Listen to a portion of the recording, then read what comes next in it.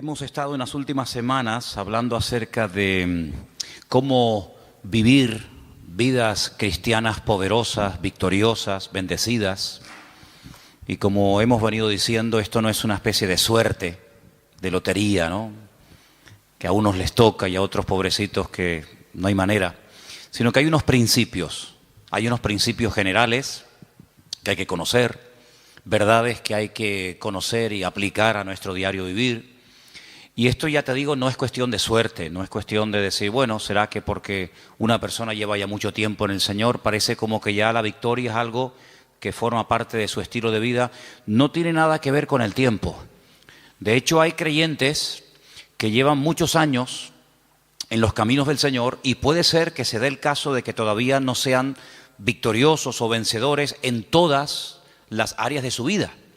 Y después te puedes encontrar con personas que llevan mucho menos tiempo en los caminos del Señor, que puede ser que tengan claro y que las áreas de su vida que en otros creyentes que llevan más tiempo, que ya deberían tal vez de dar ejemplo, pues ya las tienen ellos dominadas, ¿no? Entonces ya te digo, no es cuestión de suerte, no es cuestión de tiempo, es cuestión de conocer la verdad.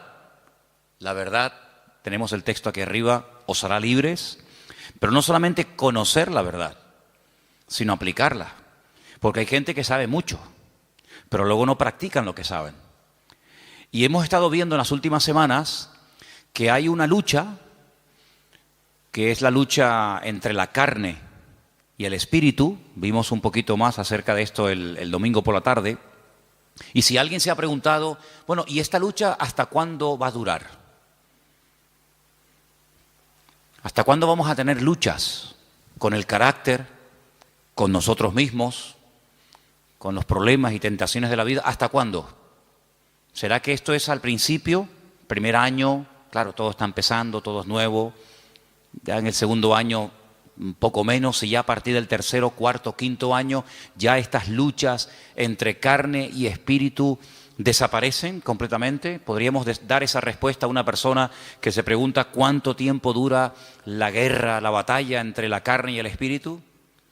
Pues no, sería totalmente incierto, sería falso. Esto no es cuestión de decir, bueno, los primeros años van a ser años duros, difíciles, porque es el tiempo en el que estamos aprendiendo y poniendo la base, el fundamento de nuestra vida, pero luego ya después, olvídate, luego ya a disfrutar, a vivir la vida y ya no hay luchas, ni batallas, ni problemas. No es cierto. Si alguien te ha enseñado o si has escuchado a alguien que predica así, pues no es verdad, porque la batalla, la lucha entre la carne y el espíritu durará toda la vida. ¿Amén? Yo sé que algunos dicen, uy, me cuesta decir amén, pero es así de claro, te va a durar toda la vida. Y en esta tarde vamos a leer unos versículos de Gálatas capítulo 5 que se parecen mucho, mucho a los versículos que leímos el domingo por la tarde, que era el capítulo 8 de Romanos. Ahora pues ninguna condenación hay para los que están en Cristo Jesús, los que no andan conforme a la carne, sino conforme al Espíritu. Y vimos cómo el capítulo 8 de Romanos, que es un capítulo extraordinario, donde las palabras claves son carne y espíritu, espíritu y carne, aparecen muchas veces con diferentes connotaciones, con diferentes aplicaciones. Ahora cuando comencemos a leer en Gálatas capítulo 5, verso del 16 en adelante, te va a dar la impresión, te va a dar la sensación de que seguimos leyendo la carta de Pablo a los romanos, pero no tiene nada que ver con la carta de Pablo a los romanos. Esta es otra, esta es la carta a los Gálatas. Y voy a comenzar a leer a partir del versículo 16.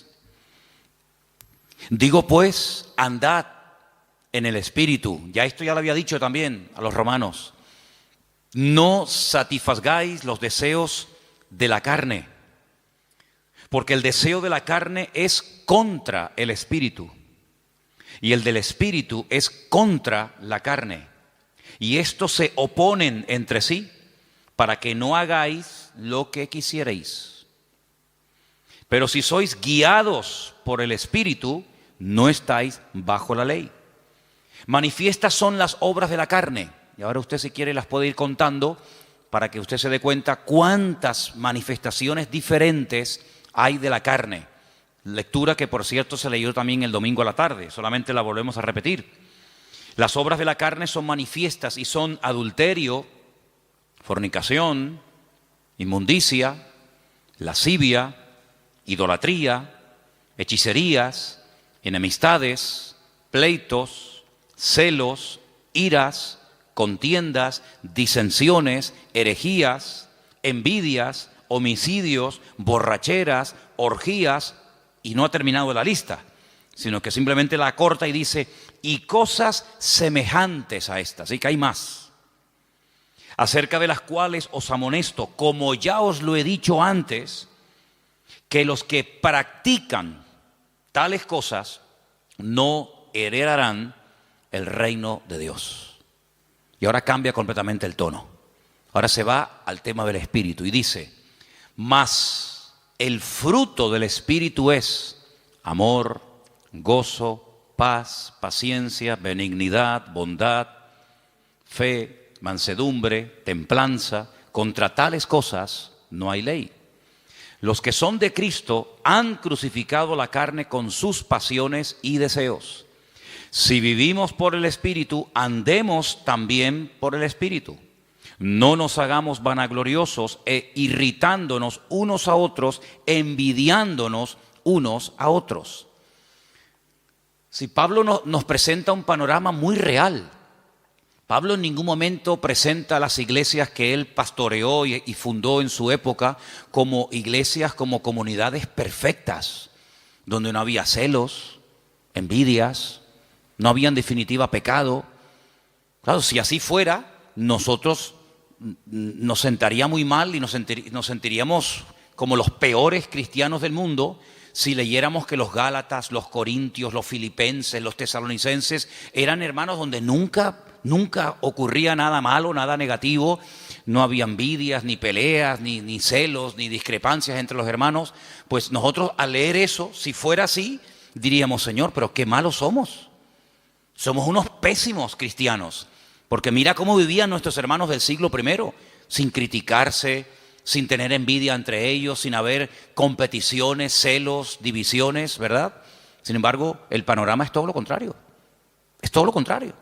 Mire, si fuéramos a la primera iglesia, a la iglesia primitiva, la iglesia madre, la iglesia de Jerusalén, una iglesia, pues imagínate tú, estaban allí todos los apóstoles, todos los discípulos del Señor, atendiendo, pastoreando la iglesia. De los 12, eran 11, porque uno, todos sabemos que se quitó la vida, Judas, pero el resto estaban allí. Ahí estaba Juan, estaba Tomás, estaba Pedro, estaba Santiago. Así que los mejores maestros, los mejores pastores, testigos presenciales de los milagros y de las enseñanzas del Señor.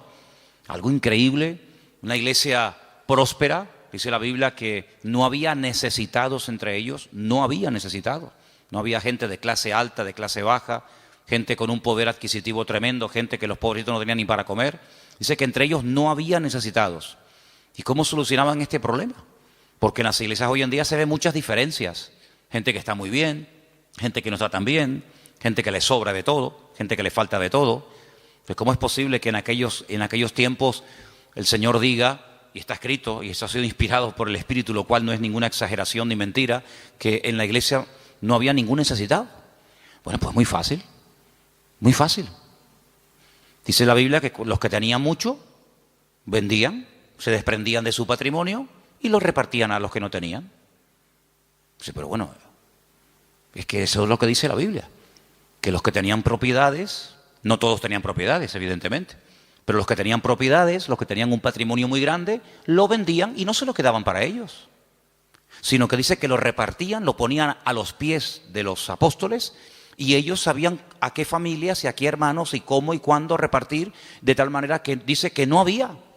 De puertas para afuera, en el mundo, en la calle, habría, imagínate tú, mendigos, necesitados, pero dice que en la iglesia no había necesitados entre ellos, sino que todos tenían todas las cosas en común. Entonces, claro, muchas veces la gente dice, pero hermano, las cosas que se leían en la Biblia, aquellos milagros, aquellos acontecimientos tremendos, hoy en día no se ven. Hombre, evidentemente, ¿cómo se van a ver? Si la vida de los cristianos no tiene absolutamente nada que ver, nuestras vidas con eso de la propiedad privada y con eso de la privacidad, etcétera, etcétera, nuestras vidas no tienen nada que ver con la vida que aquella gente llevó, por lo menos durante un tiempo. Y uno dice, una iglesia tan bendecida, con tantas enseñanzas, con los apóstoles, con milagros, porque mira que había milagros allí, milagros que a veces ocurrían hasta sin pedirlos, sin querer. Pedro dice que un día iba al culto y cuando él iba caminando, claro, uno proyecta la sombra y dice que la sombra, ni siquiera imposición de manos, ni oración directa, sino su sombra, dice que cuando pasaba y caía por encima de los enfermos, eran sanados, la sombra de una persona, la sombra. Eso no lo hemos visto nosotros nunca, y no sé si alguna vez lo veremos, pero en aquellos tiempos era normal. Y cuenta la palabra que incluso había gente que vivían lejos, ya un poquito más adelante en los tiempos del apóstol Pablo, cuando ya era un apóstol, y dice que había personas que vivían lejos, incluso que tenían problemas con demonios terribles, y Pablo se quitaba una prenda de su ropa, un pañuelo o lo que fuera, y se lo mandaban a través de un familiar o de un vecino o de un amigo, y cuando se lo ponían encima aquella persona se sanaba, era liberado. Unas cosas increíbles, ¿no? Increíbles. Multitudes se convertían, un día 3.000, otro día 5.000. Los cultos de oración eran diarios, dice que todos los días subían a la hora tercera, a las 3 de la tarde, la hora de más calor, pues no había siesta, sino la siesta era culto de oración todos los días. Iban a entrar a la iglesia y la gente pedía y oraban por ellos y ya entraba. Imagínate tú, empezar el culto ya con sanidades y milagros y aún no había empezado el culto. Una iglesia increíble. ¿No te hubiera gustado formar parte, aunque sea un tiempito, de esa iglesia? ¿No te hubiera gustado escuchar? ¿Quién predica el jueves? Juan, el discípulo amado. ¡Wow! Y el domingo por la tarde, Pedro y Santiago. Y el próximo jueves, Tomás. Y el siguiente, una gloria increíble. Pero ¿cuál fue el primer problema de esa iglesia? ¿Cuál fue el primer problema? ¿Económico? No, porque no tenían problemas económicos. Porque ya ellos sabían cómo solucionar los problemas internos de la iglesia. Ellos sabían perfectamente, oye, no llega para tal. Pues no pasa nada, si no llega, yo tengo una casa, la vendo, pum, y con eso se paga no sé qué. Oye, que ahora no tenemos para no sé qué. No pasa nada, tengo un terreno. Ellos sabían perfectamente cómo solucionar los problemas económicos. Entonces, ¿cuál fue el problema de la iglesia? Si no fue económico, si no fue falta de crecimiento, si no fue mala doctrina, mala enseñanza o herejías, ¿cuál fue? Murmuración. ¿Cómo? ¿Pero cómo se pueden murmurar? ¿Cómo se pueden criticar unos a otros los hermanos en semejante iglesia? ¿Y por qué murmuraron?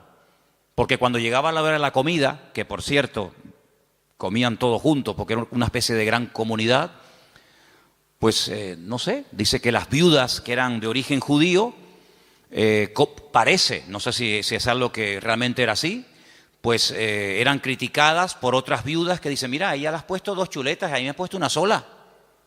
Yo veo en el plato de ella que le has puesto 3 papas, a mí me has puesto 2, y las de ella son muy grandes, las mías son muy chiquititas. ¿Cómo puede ser que una iglesia tan bendecida y tan próspera y tan impactante y tan de todo, el primer problema que registre la Biblia fuera murmuración? Pues ese fue el primer problema de la congregación. Y de ahí nace la idea de nombrar diáconos, ayudantes, colaboradores, que cuando llegue la hora de la comida, pues ellos sean los que distribuyan y se evite este problema en la congregación, porque no vamos a permitir que por la comida y por la murmuración se frene el avance y se estropee el buen ambiente espiritual que hasta hoy hemos tenido. Y entonces dijeron, vamos a nombrar 7 hermanos de confianza, 7 hermanos que los vamos a poner como diáconos, que se van a encargar a partir de hoy de solucionar este tema. Porque nosotros no nos vamos a poner ahora a servir las mesas. Lo nuestro es otra cosa. Lo nuestro es la palabra, la oración, tener comunión con el Señor, atender espiritualmente al pueblo. Pero ahora si nos vamos a poner a dar de comida a miles y a miles de personas, se nos va el día en esto y al final no cumplimos con lo que teníamos que cumplir. Pero claro, pusieron unos requisitos. Dice que tenían que ser hombres llenos del Espíritu Santo, de fe y de buen testimonio y sabiduría, para servir las mesas. Pues si esos eran los requisitos de los diáconos, ¿cómo tenían que ser los apóstoles y los pastores en aquella época? Yo creo que muchos de los que somos pastores hoy en día no podríamos ser ni diáconos en la iglesia primitiva, porque ponían el listón tan alto, era algo tan elevado que pedían para que una persona pudiera atender las mesas, que tú imagínate lo que tenían que pedir para ser pastor. Algo realmente increíble. Así que vemos que el problema de la carne y del espíritu Ya surgió en el seno de la primera iglesia, en la iglesia primitiva. Imagínate 2000 años después. Imagínate 2000 años después. Si viendo y viviendo en aquel tiempo y en aquel ambiente y aquella atmósfera de gloria, de bendición, de un mover de Dios espectacular, donde todo lo que ocurría era genuino. Las cifras que se dan no son aumentadas, no se estiran las cifras. Bueno, eran 200 los que se convirtieron, pero tú pones ahí 5000. No. Todo era genuino, los milagros eran genuinos, las sanidades eran genuinas. Todo lo que ocurría era genuino, no eran cifras evangelásticas. Eran cifras genuinas, milagros realmente del Señor. Si eso ya ocurría en aquella época, imagínate hoy en día cuando nuestro nivel de santidad, nuestro nivel de espiritualidad no tiene absolutamente nada que ver con el de nuestros hermanos de los primeros siglos de la era cristiana. Entonces vemos que el problema dentro de la iglesia fue la carnalidad.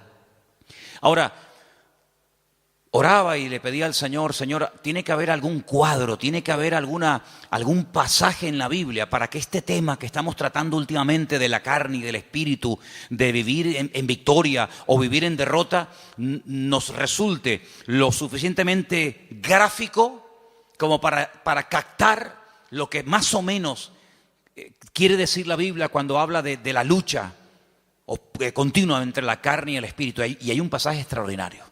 Hay un pasaje increíble y lo vamos a leer esta tarde y vais a ver cómo al entender ese pasaje vais a poder entender mucho más lo que me refiero cuando hablo de la carne y del espíritu. Vamos al primer libro de la Biblia, al primero, que se llama Génesis, capítulo 25. En Génesis capítulo 25 vamos a leer una historia muy conocida, pero de la cual vamos a extraer muchísimas lecciones para poder entender mejor la lucha entre la carne y el espíritu. Génesis capítulo 25, voy a leer a partir del versículo 19. ¿Lo tienen, hermanos? Muy bien. Dice así la palabra del Señor, presta atención, hermano. Estos son los descendientes de Isaac, hijo de Abraham. Abraham engendró a Isaac. Y era Isaac de 40 años cuando tomó por mujer a Rebeca, hija de Betuel, arameo de Padán Aram, hermana de Labán, arameo. ¿Cuántos datos en un solo versículo? La edad, el nombre del padre, el nombre del hermano, un montón de datos, todos muy importantes. Quédese con esta cifra, 40 años tenía cuando Isaac se casa. Y entonces dice en el versículo 21, y oró Isaac al Señor por su mujer, que era estéril, y lo aceptó el Señor y concibió Rebeca, su mujer. Y los hijos luchaban dentro de ella y dijo, si es así, ¿para qué vivo yo? Y se fue a consultar al Señor. Y el Señor le respondió y le dijo, 2 naciones hay en tu seno y 2 pueblos serán divididos desde tus entrañas. El uno será más fuerte que el otro y el mayor servirá al menor. Esa es la palabra que el Señor le da a esta mujer atormentada. Esta mujer que lo está pasando realmente mal, porque tiene una batalla, tiene una guerra dentro de su vientre. Entonces ella dice, Señor, si estar embarazada es esto, yo no quiero vivir, yo no quiero seguir adelante con este embarazo, quítame la vida. Y entonces ella se va y se refugia en el Señor y le dice, Señor, explícame qué es lo que aquí está pasando. Seguramente ella habrá hablado con otras mujeres, incluso a lo mejor, vete tú a saber, con alguna mujer que también estaba embarazada como ella en aquel tiempo. Y seguramente alguna le habrá dicho, oye, pues yo no sé, yo no te entiendo porque a mí no me está pasando nada de lo que tú estás diciendo. Entonces ella cuando se va a consultar con el Señor no es porque está un poquito mareada y tiene vómitos por la mañana temprano cuando se levanta y pierde el equilibrio y está cansada. No, ella está harta. Ella lo está pasando francamente mal. Pero va a consultar, va a buscar palabra de Dios. No va a quejarse, no va puerta por puerta, sino que ella va al único que le puede decir qué es lo que está pasando.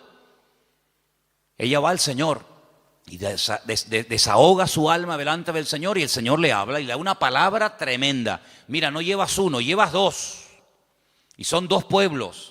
Y están peleándose desde tu vientre. Y siempre será así. Y el mayor servirá al menor. Y entonces ya ella más o menos entiende qué es lo que está pasando.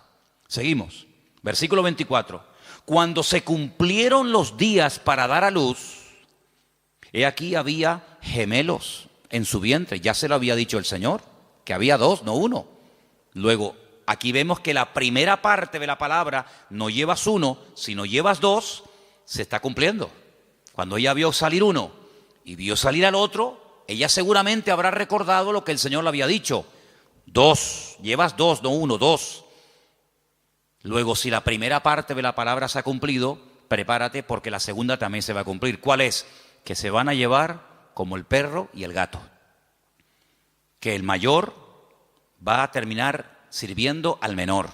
Que están divididos, enfrentados, peleados desde el vientre, ya están peleándose. Imagínate cuando sean grandes.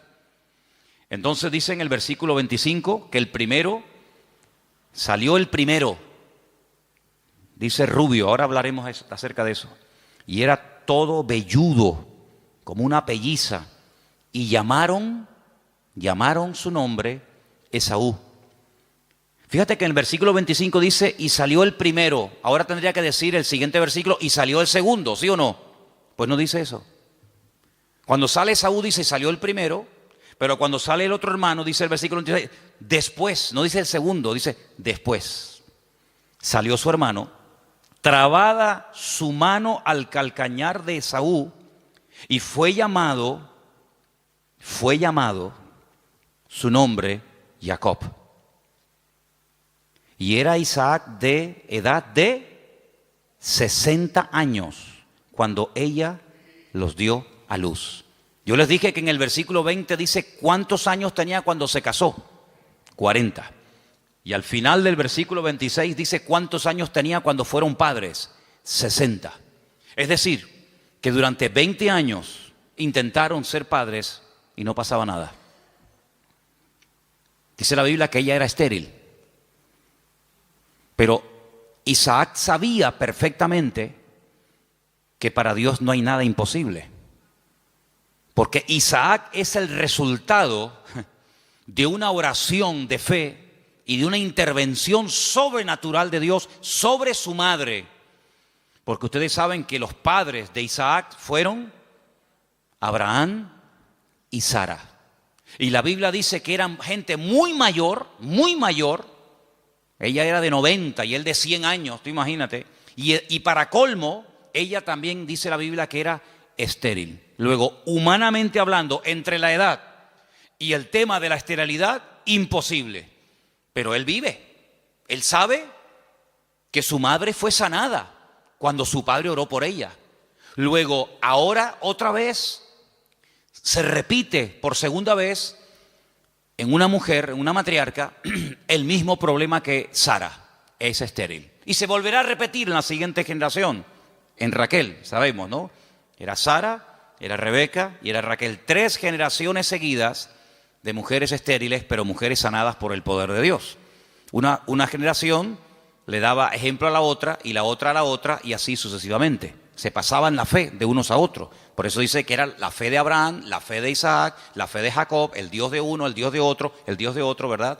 No se aprendían cosas en una primera generación y luego no llegaban esa segunda y se terminaba diluyendo la bendición, sino que la bendición iba de menos a más. Date cuenta que, por ejemplo, Abraham ora, Dios sana a su esposa y tiene 1. El hijo nace y ora por su esposa y tiene 2. Y nace el tercero, que sería el nieto, en este caso el hijo de Isaac, y en vez de 2, tiene 12 varones y una hembra. Luego la bendición siempre va de menos a más. Ahora, fíjate qué curioso, 40 años tenía cuando se casó, 60 cuando fue padre. Quiere decir que durante 20 años no hay registro en la palabra de que Isaac orara por este tema. Esta es la primera vez que encontramos a Isaac orando por un tema familiar. Esta es la primera vez que la Biblia dice que Isaac se paró y dice, lo hemos leído en el versículo 21, Isaac oró al Señor. Si ustedes leen antes de este versículo, en capítulos anteriores, no dice absolutamente nada. Luego, durante 2 décadas, durante 20 largos años, aquí no pasaba nada. Hasta que Isaac, el cabeza del hogar, se para y dice, aquí hay que orar. Pero el texto que estamos leyendo esta tarde me llama mucho la atención porque cuando dice en el versículo 21, y oró, esa palabra, vayetar, significa oró insistentemente, porfiadamente. No oró de una forma superficial. Bueno, Señor, tú sabes que queremos ser Padre, ayúdanos en tu nombre, amén. Venga, vamos a hacer otra cosa. Sino que él se metió en serio con Dios. Él dijo, aquí hay un problema. Curioso que no dice que su esposa también oró con él, sino dice que él se puso enfrente de ella a orar por ella. Eso es muy curioso. Él tomó autoridad y dijo, bueno, a lo mejor tú ya te has resignado a no ser madre. Pero dice que él se paró frente a ella y él oró fervientemente. Bueno, por ahí hay un versículo en Santiago que dice que la oración del justo puede mucho. No dice así, me equivoqué, perdón. La oración eficaz del justo puede mucho. Corregí porque no es lo mismo decir que la oración del justo puede mucho que decir que la oración eficaz del justo puede mucho. Si quitamos la palabra eficaz, da a entender como que todo lo que oramos resulta con éxito, y no es así. Es la oración eficaz.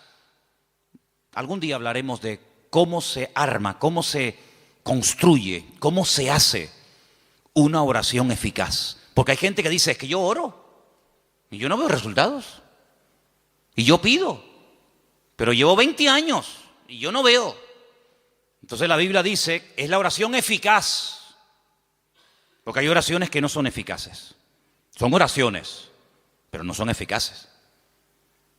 Y una vez conté aquí que Alejandro Magno tenía en su guardia personal un grupo, creo que eran como de 400 y pico mujeres, que las llamaban las amazonas, que eran mujeres que se cortaban un pecho, amazonas, con un solo pecho, se quitaban un seno, porque eran las mujeres que tenían que protegerlo a él, era su guardia pretoriana, por decirlo de alguna manera, era su seguridad privada, personal, y las mujeres, lógicamente, al tener pecho, pues no se puede pegar el arco como un hombre se lo puede pegar y de esa manera apuntar, sino que al no poderse pegar el arco, la flecha no sale como tiene que salir. Entonces se sacrificaban por su rey, se cortaban un seno, pues se llama amazonas, con un solo seno, y de esa manera, donde ponían la flecha, o donde ponían el ojo, ponían la flecha. Entonces eran personas que se sacrificaban, se amputaban un miembro de su cuerpo con tal de cumplir con su cometido. Bueno, el Señor dijo una vez que si tu ojo te produce problemas, que te lo arranque. O si tu problema no está en los ojos, sino en las manos, pues arráncatela o córtatela. Porque mejor es entrar tuerto, ¿no? Se dice tuerto, ¿no? Mejor es entrar con una sola mano que no entrar. Entonces, si hay algún miembro de tu cuerpo que te está causando problemas, pues ya sabes lo que tienes que hacer. Si lo quieres tomar simbólicamente o lo quieres tomar literalmente, tú verás. Pero tú tienes la responsabilidad de cortar, de quitar de tu vida todo aquello que te está impidiendo obtener resultados. Sea mano, sea ojo, sea televisión, sea internet, sea móvil, sea amigo, sea novia, sea novio, sea vecino, sea vecina, sea perro, sea coche, sea moto, sea deporte, sea lo que sea, sea lo que sea. Cuando hablamos de acerca del ojo, no es que necesariamente me voy a arrancar el ojo, porque puedo seguir viendo por el otro. Entonces, estamos en la misma. Sino es todo lo que entra, porque dice la Biblia en Eclesiastés, cuando describe el cuerpo humano, ustedes saben que hay una descripción del cuerpo humano desde la cabeza hasta la coronilla, desde la coronilla hasta la planta de los pies. Cuando él llega a la parte de la visión, él dice que son las ventanas. Las ventanas. Y el Señor dijo, si tu ojo es bueno, Si lo que tú ves, si lo que entra por las ventanas es bueno, todo tu cuerpo estará lleno de luz. Pero si tú abres la ventana, que son los ojos son las ventanas del alma. Con el alma tú la alimentas con lo que ves. La carne se alimenta con lo que ves. De hecho, lo que ves es lo que después la carne desea. Entonces, de ahí viene el refrán, ojos que no ven, corazón que no siente, ¿verdad? Entonces, cuando tú tienes las ventanas abiertas, pues tienes que saber seleccionar, porque hay cosas que mejor no verlas. Exactamente es con la mano. La mano es, digamos, el miembro que habla acerca de lo que hacemos. Los ojos lo que miramos, lo que deseamos, lo que anhelamos, donde ponemos la visión, que después nos lleva a la acción, de la visión a la acción. Pero la mano representa la acción en sí misma. Hacemos con las manos. Cristo sanaba a los enfermos con las manos, tocaba a los enfermos, multiplicaba los panes y los peces. Las manos son, digamos, el medio, hablando de una forma simbólica de lo que hacemos, de lo que ejecutamos. Entonces, si lo que estás haciendo o lo que estás viendo, lo que está entrando en definitiva en tu mente y lo que posteriormente sale te está causando problemas, tienes que tomar medidas preventivas primero. Si ya no funcionan las medidas preventivas, entonces otro tipo de medidas, pero lo que no puede ser es que la carne esté superando la vida en el espíritu, porque dice la Biblia que los que viven en la carne no pueden agradar a Dios. Y los que son guiados según la carne van a la muerte, a la destrucción. Por lo tanto, hay esa lucha que vemos desde el vientre de la madre de esta mujer, de Rebeca, con estos dos hijos. Ahora, después dice, en el mismo versículo 21, cuando yo he dicho vayetar, significa orar porfiadamente, insistentemente, en el mismo versículo, cuando dice, y aceptó el Señor, ¿lo veis? Es la misma palabra, pero se pronuncia de una forma diferente, vayater. Vayater, vayatar, vayater. Se escribe igual, pero las vocales se ponen diferentes. ¿Y saben lo que significa eso? Aquí se ha traducido por aceptó el Señor. Aceptó el Señor. Significa que convenció a Dios. Dicho de otra forma, Dios se dejó convencer por la oración de Isaac. Es increíble. Dios se dejó convencer. A ver, ¿qué quieres? Presenta argumentos. Preséntame argumentos. ¿Por qué quieres ser padre? No tenemos la oración de Isaac. Solamente tenemos el hecho de que oró Isaac al Señor y el Señor dijo, está bien.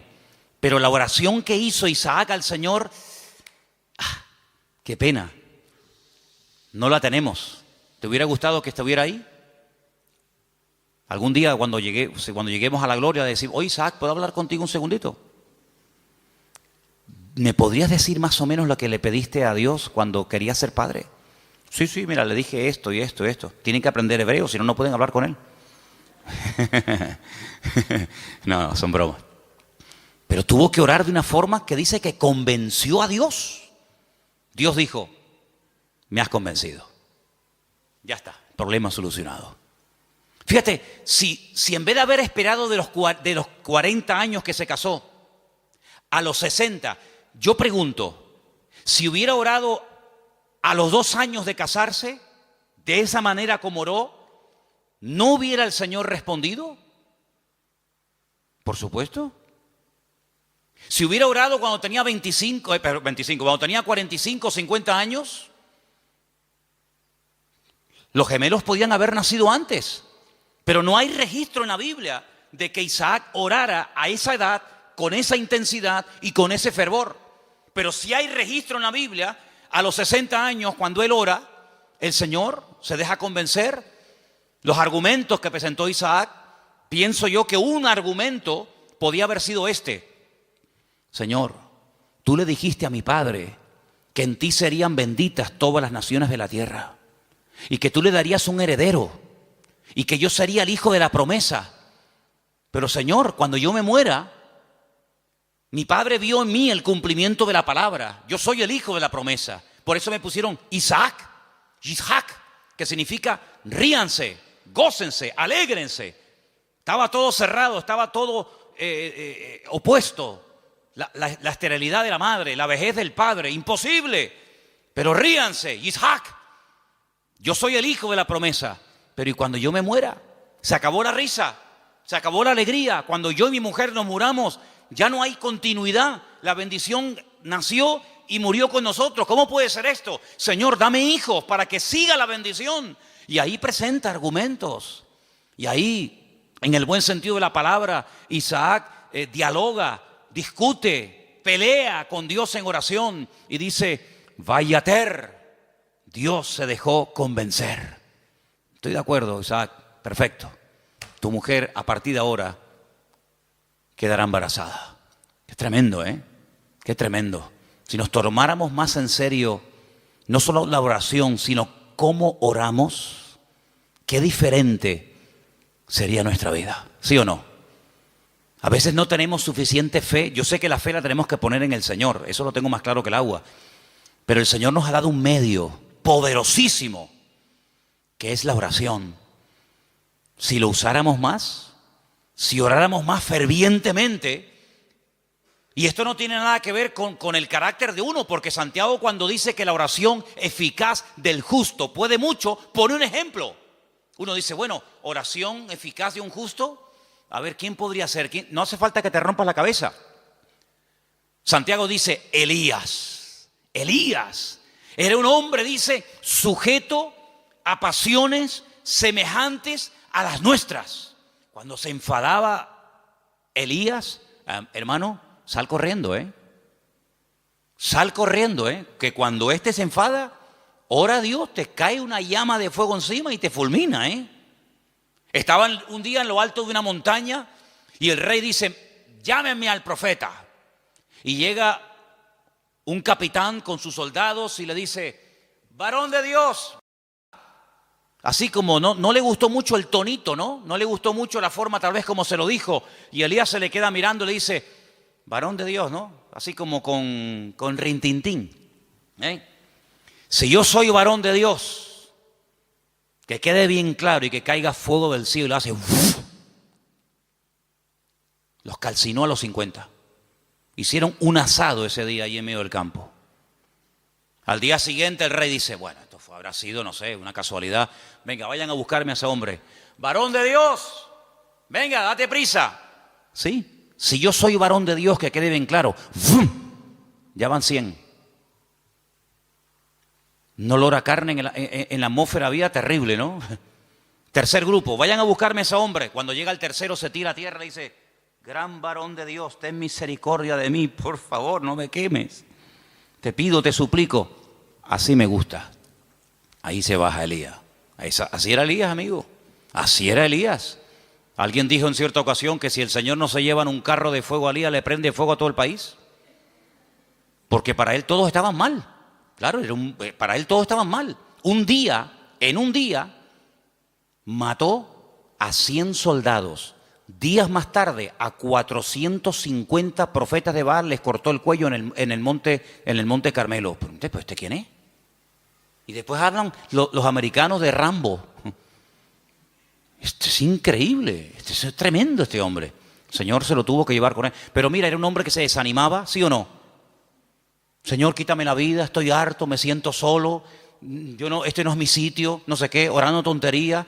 Una mujer le dice, mañana como no ponga tu cabeza en un plato, como tú pusiste en un plato la cabeza de mis profetas, y sale corriendo por miedo a una mujer. Claro, si Elías era tremendo, ¿cómo tenía que ser esta mujer? Porque para salir corriendo desde allí hasta donde fue corriendo, pero dice que era un hombre sujeto a pasiones semejantes a las nuestras. Se enfadaba, se desanimaba, se deprimía, oraba tonterías. Pero cuando oraba, amigo, cuando ese hombre entraba en guerra y en comunión con Dios, no había infierno que lo pudiera detener. ¿Te das cuenta? Entonces aquí encontramos un ejemplo de cómo este hombre ora. La mujer no dice que orara. Bueno, pero que tienes que orar eres tú, que para eso eres el hombre, para eso eres la cabeza. Y tú tienes que traer la bendición a tu casa. Y la bendición viene cuando tú buscas de Dios, cuando tú oras sinceramente. Mira, el peor defecto que puede tener un hombre no es que no predique. Hermana, si su marido nunca va a ser un predicador, no se enfade con él. No todos han sido llamados a predicar. Ese no es el mayor problema de un hombre. El mayor problema de un hombre es que no sabe cantar. No. Hermano, hay hermanos que el Señor los bendiga. Por ahí no van los tiros. Es que a mí me gustaría tener un hombre que cante, sí, pero mire, le tocó, no, no hay más, hermana. El problema de un hombre no es que no canta o no predica. ¿Tú sabes cuál es la peor desgracia que puede tener un hombre? Que no sepa orar. Ese es el problema más grande que puede tener una mujer, es que su marido no ora, que no sepa orar. Porque este hombre, cuando oró fervientemente y oró porfiadamente, insistentemente, automáticamente en la casa, todo cambió, todo cambió. Ahora, la oración trajo problemas, porque por la oración de Isaac, dice la Biblia, que su mujer lo estaba pasando mal. Pero ella, ¿qué fue lo que hizo? Lo que le enseñó su marido: vete a hablar con el Señor, déjate de quejarte, vete a la cámara secreta, y allí en la cámara secreta abre tu alma delante del Señor. Y el Señor le dio una palabra tremenda. A muy pocas gentes el Señor le da palabras específicas para sus hijos, y a ella se los dio. Vamos a leerlo otra vez. 2 naciones hay en tu seno, 2 naciones, 2 pueblos serán divididos desde sus entrañas. Es imposible la convivencia. Un pueblo será más fuerte que el otro pueblo, y el mayor servirá al menor. Tremendo. Este hombre cambió la situación de su casa porque oró por ella. Ahora, lo que me llama la atención, lo decíamos hoy en casa, que cuando su papá, cuidado con esto, cuidado, porque hay cosas que se transmiten a través de lo físico, de lo genético, pero también hay cosas que se transmiten de generación en generación por la vía espiritual. Si me sacan una célula de mi cuerpo, cualquiera que sea, y extraen un ADN de mi pelo, de donde sea, en un 99,9% ese ADN dirá que yo soy hijo de fulano de tal. Es inevitable, totalmente inevitable. Las famosas pruebas de paternidad. Ah, no, es que ese hijo no es mío. Sí, hazte una prueba de paternidad y ahí, amigo, ahí sale. O eres o no eres. Bueno, tal vez no. O eres o no eres. Lo genético, queramos o no, se transmite de generación en generación. ¿Y lo espiritual?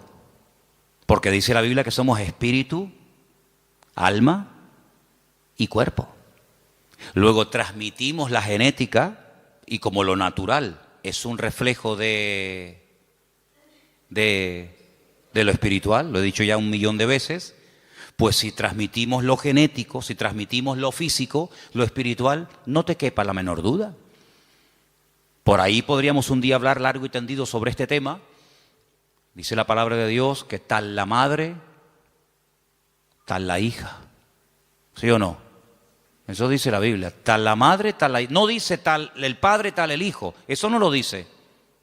Pero la Biblia se dice tal la madre, tal la hija. Así que mamá, ten cuidado que le estás transmitiendo a tus hijos. Porque la madre transmite mucho más a los hijos de lo que te puedas imaginar. Mucho más a veces que un padre. ¿Qué te parece? La responsabilidad es tremenda. Así que si hay aspectos negativos espiritualmente hablando de tu madre o de tus antepasados, métete en la habitación con el Señor y que Dios corte todo eso lo antes posible. Para que no seas tú una víctima de cosas del pasado.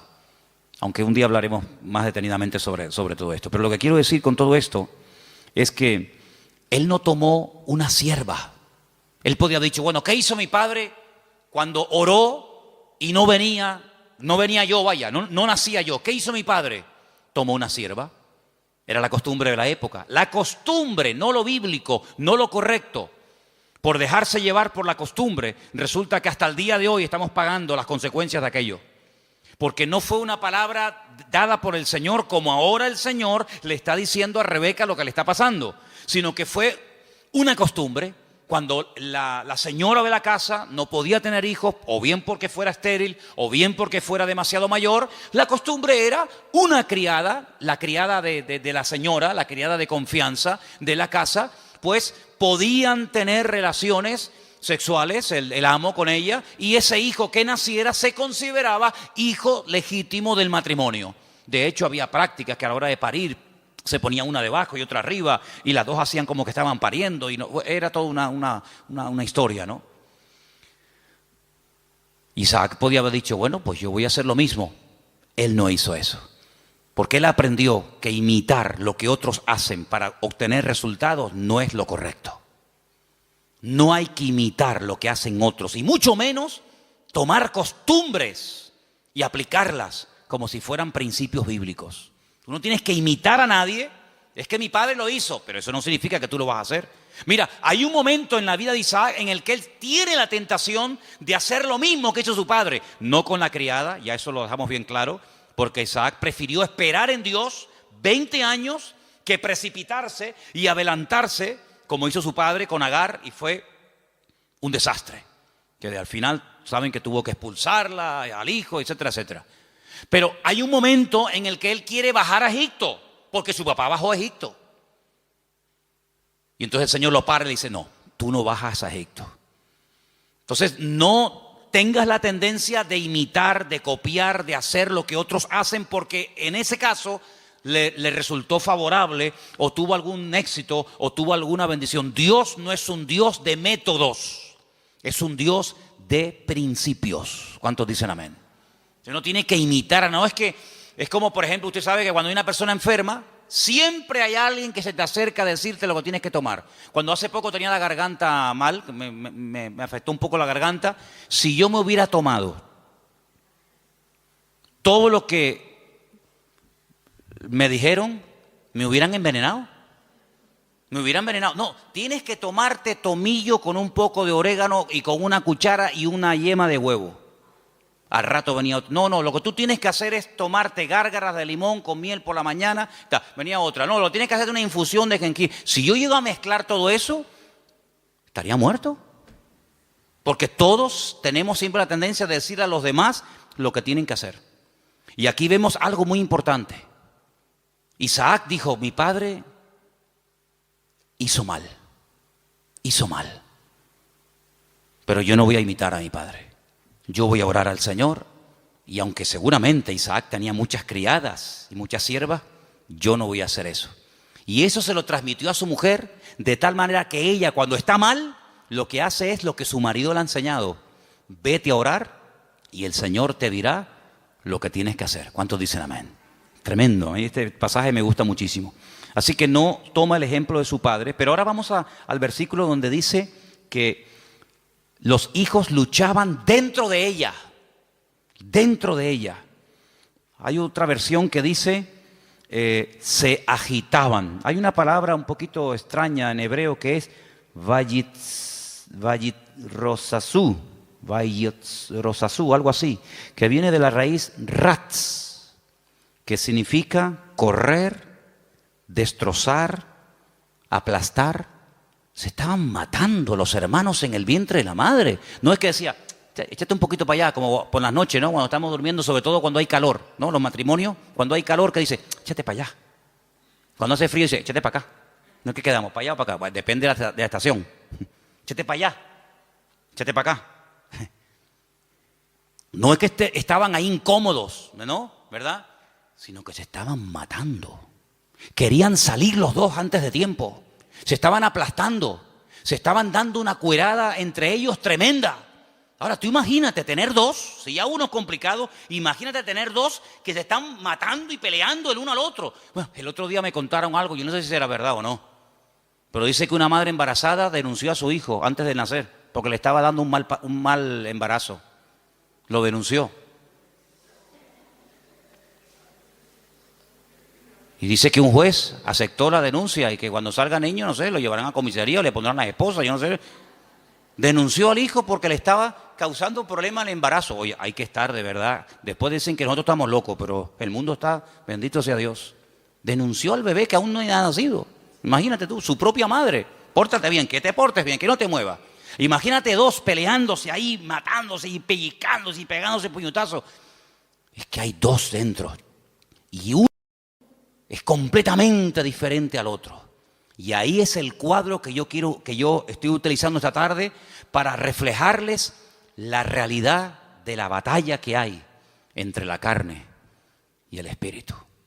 Uno tendría que sentirse tan mal como se sintió Rebeca Cuando hay esa batalla interior dentro de nosotros entre la carne y el espíritu, que no nos queda más remedio que ir a hablar con Dios y desahogarnos con el Señor. Ella no dijo, bueno, esto es normal, sino cuando en nosotros hay esa guerra, como decía Pablo, Romanos capítulo 7, léanlo, es un capítulo tremendo. Pablo abre su corazón, Pablo se quita la careta y dice, hermanos, lo que quiero hacer no lo estoy haciendo. A veces hago cosas que no quiero hacer. Miserable de mí, ¿quién me librará de este cuerpo de muerte? Lo que quiero hacer no lo hago, hago lo que no quiero y hay una ley dentro de mí. No le eche la culpa a fulano, a mengano. Hay una ley, hay algo dentro de mí. Es esa ley que la carne se rebela contra el espíritu contra la carne, igual que Jacob y Esaú, que se mataban y se pegaban el uno al otro. ¿Y qué hizo Rebeca? Se fue a hablar con el Señor. Eso es lo que deberíamos de hacer cuando nos sentimos mal, cuando queremos orar, pero no quiero orar. Cuando quiero leer la Biblia, pero no me da la gana de leer la Biblia. Y cuando quiero que Dios me bendiga, pero ya no quiero saber nada de Dios, me tiene cansado. Y cuando quiero ir, pero ya no quiero ir. Cuando hay esa lucha, no te resignes y digas, bueno, seré que soy raro, seré que soy un bicho extraño. No. Lo que tenemos que hacer es lo mismo que hizo Rebeca. Señor, ¿qué pasa? ¿Qué me está pasando? Señor, háblame, ayúdame. Porque si no me ayuda, quítame la vida. Porque esto no es vida ni es nada.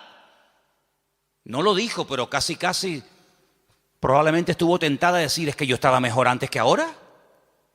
Yo estaba mejor antes cuando era una mujer estéril, sin hijos, que ahora que tenía que estar saltando de alegría por estar embarazada, pues antes yo vivía y me sentía mejor que ahora. Ahora que me has bendecido, esta bendición me está trayendo unos problemas terribles. No dijo todo esto, lo estoy diciendo yo, a ver si me entienden.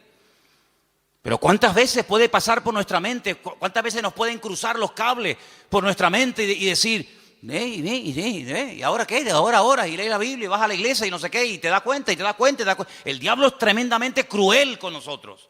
Y nos hace ver un panorama irreal, pero lo pinta de tal manera que parece que es real. Tremendo.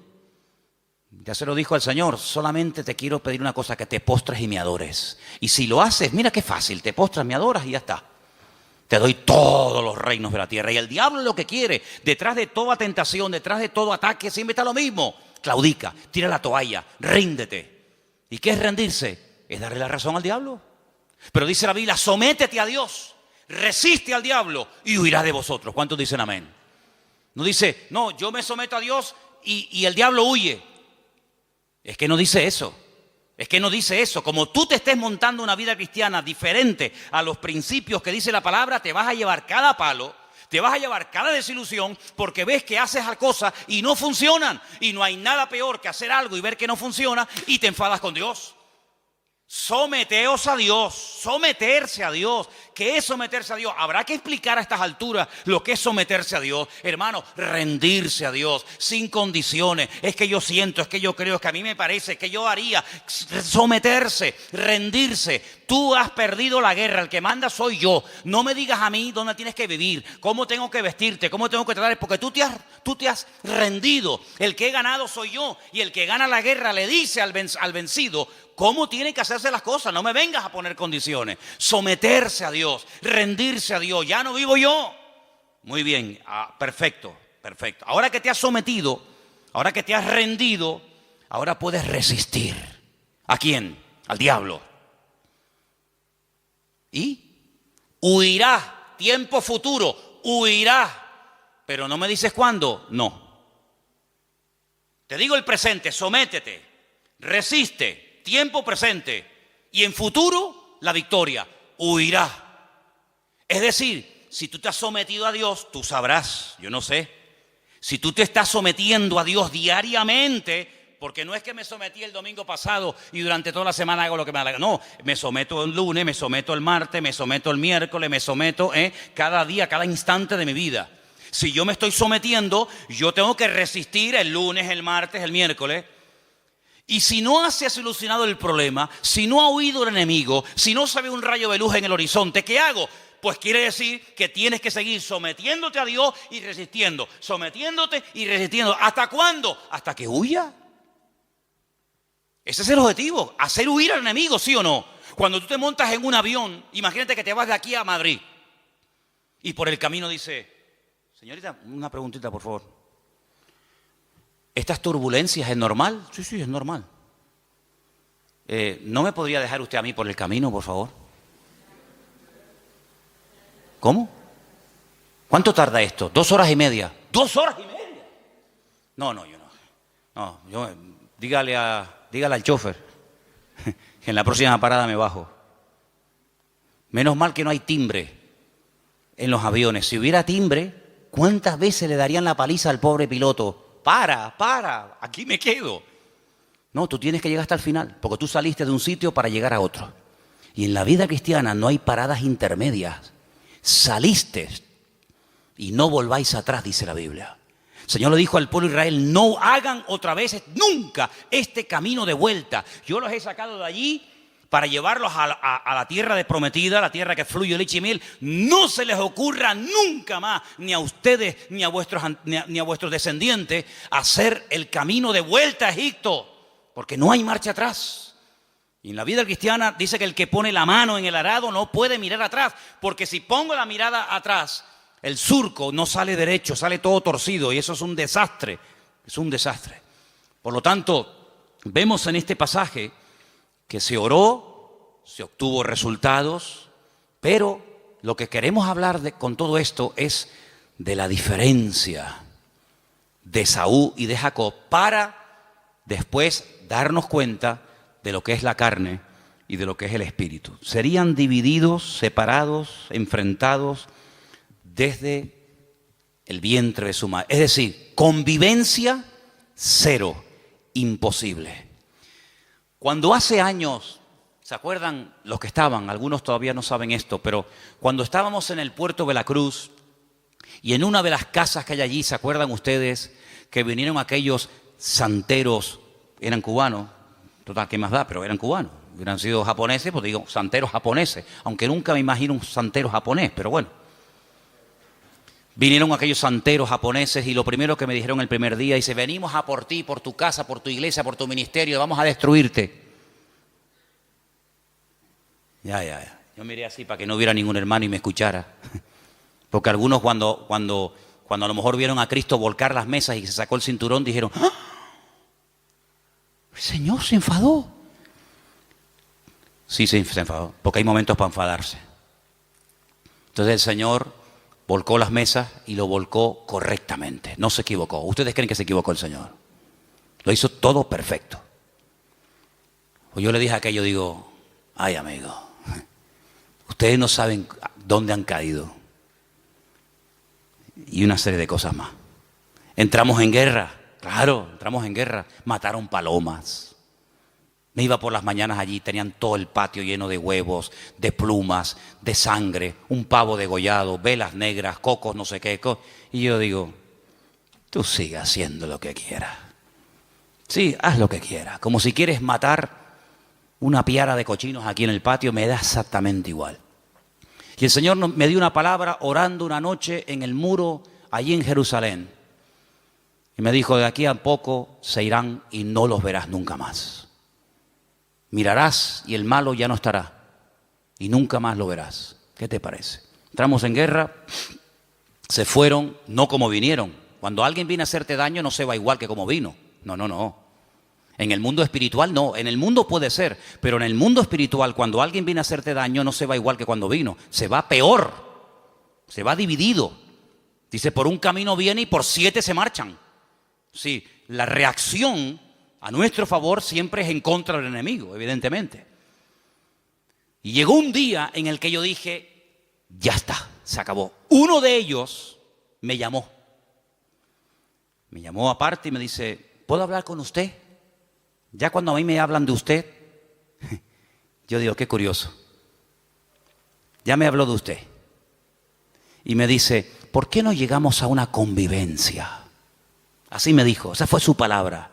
¿Por qué no llegamos a una convivencia? Y le dije, jamás en mi vida, por encima de mi cabeza, yo jamás conviviré con ustedes. Hijos del diablo, les dije. Que vienen aquí ustedes a hacer daño. Convivencia en absoluto. La única convivencia que hay es que ustedes quemen toda esa basura, lleguen adentro a la iglesia, se conviertan y le pidan perdón a Dios por lo que están haciendo. Se fue, imagínate tú, como un saltaperico. ¿Qué te parece, amigo? Convivencia, principio del fin. ¿Ya quieren convivir? Pues ya saben que no pueden, vamos a convivir. No habrá nunca convivencia entre Esaú y Jacob, jamás. Es más, la debilidad y la derrota de uno fortalece y le da la victoria al otro. No pueden estar los dos como cabeza. Cuando uno está como cabeza, el otro tiene que estar como cola. Y cuando el otro está como cola, el otro está como cabeza. Es algo antagónico, no pueden estar los dos en la cúspide de la pirámide. O uno está arriba o el otro está abajo. De hecho, cuando uno está arriba es porque se ha fortalecido con la debilidad del otro. Y cuando el otro está abajo es porque su fortaleza la ha perdido y la ha tomado el otro que le ha vencido. Eso es así en el mundo espiritual. No puede haber convivencia entre la luz y las tinieblas. Donde hay luz, no hay tinieblas. Y donde hay tinieblas es porque hay ausencia de luz. Pablo utiliza todo esto y dice, hermanos, qué comunión, qué común unión puede haber entre Satanás y Cristo. Qué común unión puede haber entre la luz y las tinieblas, entre un inconverso y un creyente. Ninguna. Por eso dice, no se unan. El mundo quiere unirse, claro. Para el enemigo eres atractivo, para el enemigo eres un trofeo de guerra. Pero le dice el Señor al creyente, no al inconverso. Al creyente dice, no te unas. Él querrá unirse contigo. Hay gente del mundo que se enamoran de chicas cristianas. Hay chicos de la calle que se enamoran de chicas y los del mundo claro, porque tienen un atractivo, tienen una gracia de Dios. Pero tú enamorarte de uno del mundo, ¿estás loco o qué? Es convertirte en tinieblas siendo luz, amigo. Es increíble. No hay ningún tipo de convivencia y por eso lo que el Señor le está diciendo a esta mujer, a Rebeca, es que no habrá convivencia ni dentro ni fuera, ni cuando son chicos ni cuando son grandes. Y cuando los dos nacieron, dice la Biblia que uno era de una manera y otro era de otra. Es decir, natural reflejaba lo distinto que eran el uno del otro. Y eso es lo que tenemos que tener en cuenta para darnos cuenta de que vivir en la carne es totalmente opuesto a vivir en el espíritu. Y no he terminado, mira todos los apuntes que tengo aquí apuntes para una semana, pero quiero terminar diciendo algo, escúcheme bien. Si alguien se pregunta, ¿y puedo vivir un poquito en la carne y un poco en el espíritu? Por ejemplo, sábado hay culto de jóvenes, ¿no? ¿Sí o no? Bueno, pues el sábado canto, oro, alabo a Dios. El domingo también, porque hay culto, entonces tengo que portar bien. No puedo comportarme mal, ni decir palabrotas, ni... Sábado y domingo está bien, total. Pero claro, ya el lunes, el martes que no hay culto, el miércoles que no hay culto, entonces no has entendido nada. Porque no se puede convivir, no se puede vivir en la carne y en el espíritu. Hubo un hombre en la iglesia de Corinto que estaba dentro de la iglesia, dentro del cuerpo de Cristo, pero estaba viviendo en la carne. ¿Sabéis el caso, no? Dice la Biblia que el pecado que estaba cometiendo, cuando Pablo se lo comenta, dice, oye, pasa esto y esto. ¿Cómo? Dice, lo que ese hombre está haciendo, el pecado que está cometiendo ese perverso, lo llama así la Biblia, perverso, que viene de pervertido. Dice, ni los del mundo lo practican. Ni los del mundo están viviendo en tanto desorden como ese que se llama hermano, pero se ha metido dentro de la congregación y no tiene nada que ver con una vida de un cristiano. Pablo dice, yo ya lo tengo claro. Bíblicamente dice, yo ya he juzgado ese caso. Yo ya lo he juzgado. Juntaos vosotros con mi postura, con mi espíritu, con mi determinación y cogerlo y sacarlo de ahí. Entréguenselo a Satanás para que destruya la carne a ver si su espíritu se salva. Una cosa increíble. Entonces le dijeron, mira, ven para acá, aquí no puedes venir más.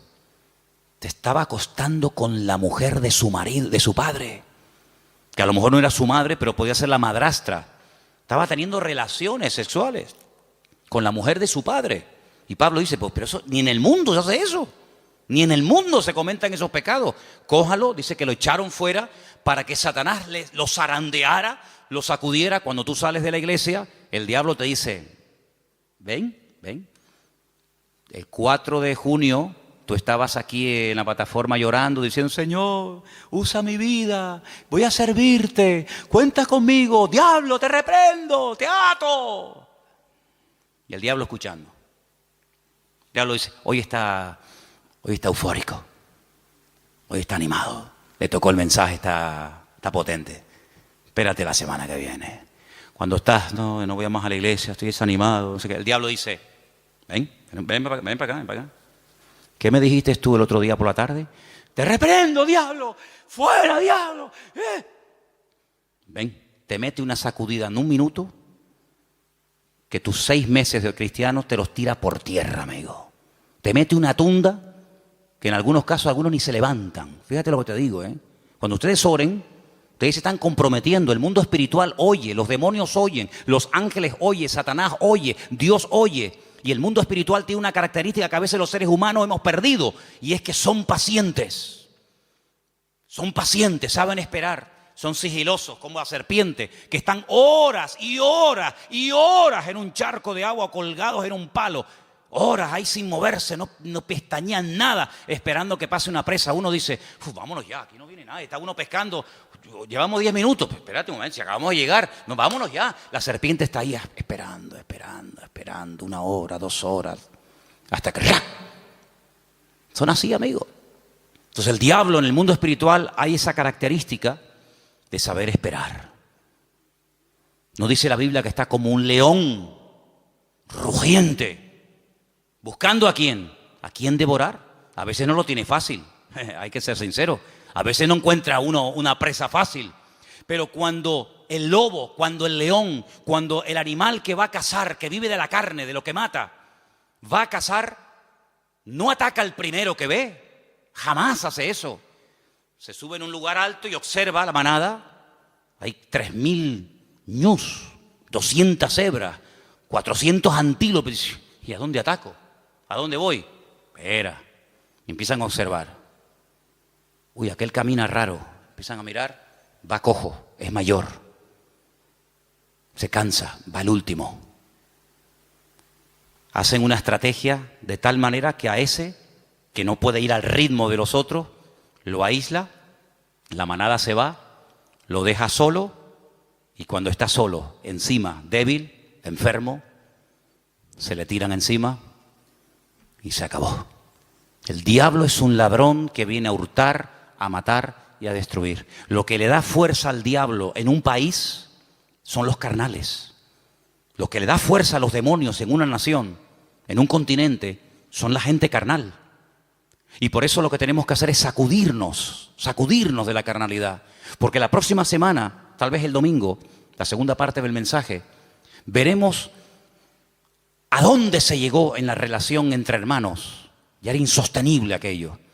Y entonces nos damos cuenta de que Esaú, el carnal, el malo, tenía una cosa que necesitaba urgentemente Jacob para poder triunfar en la vida. Y entonces vamos a descubrir qué es lo que tiene el mundo, qué es lo que tiene Esaú, que a nosotros nos interesa quitárselo, pero cuando se lo quitemos, ahí te quedas, Esaú. Entonces, hermanos, eso es lo que significa pelear la buena batalla. Se dan cuenta que hay tanto material, se dan cuenta que hay tanto tema, pero lo importante es que le digas al Señor otra vez. Sé que el domingo te pedí que lo dijeras, pero otra vez te pido que hoy lo hagas. Señor, no quiero vivir en la carne. Cierra tus ojos ahí donde estás. Quiero vivir sometido al Espíritu. No quiero el espíritu de Esaú. No quiero ser un carnal. No quiero ser una persona que menosprecia las bendiciones, sino que pelea para obtener la bendición de Dios. Isaac cambió su casa cuando oró y obtuvo resultados en el nombre del Señor. Y hay cosas que tú tienes que tomar autoridad y pelearlas y orar en el nombre del Señor, con la autoridad del Señor y su palabra, Porque el Señor te ha llamado a ti a vivir en victoria. Y en esta noche yo quiero que tú le digas: Señor, quiero vivir en el Espíritu, ayúdame a vivir en el Espíritu, renunciando a la carne, renunciando a vicios, renunciando a viejos recuerdos, a costumbres, renunciando a todo lo que no trae gloria a Dios. Y en esta tarde me someto al señorío de Cristo. En esta tarde me someto a la palabra, al trato de Dios en mi vida. En esta tarde, Señor, me someto al Señor para que pueda resistir al enemigo y obtener victoria. Gracias, Padre, porque tú eres poderoso en mí. Gracias, Padre, porque mayor es el que está conmigo que el que viene contra mí. No hay nada ni nadie que pueda destruir a un hijo de Dios. Hagan lo que hagan y digan lo que digan. De hecho, lo han hecho y es una pérdida de tiempo.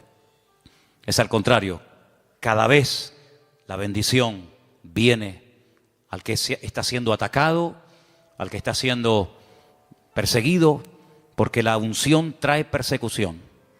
Y cuando hacemos la voluntad de Dios, el Señor siempre bendice. El resultado, el botón de muestra, es lo que Dios está haciendo en las vidas. Y eso es algo incuestionable.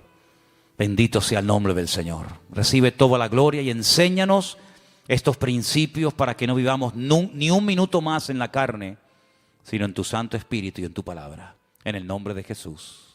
Amén.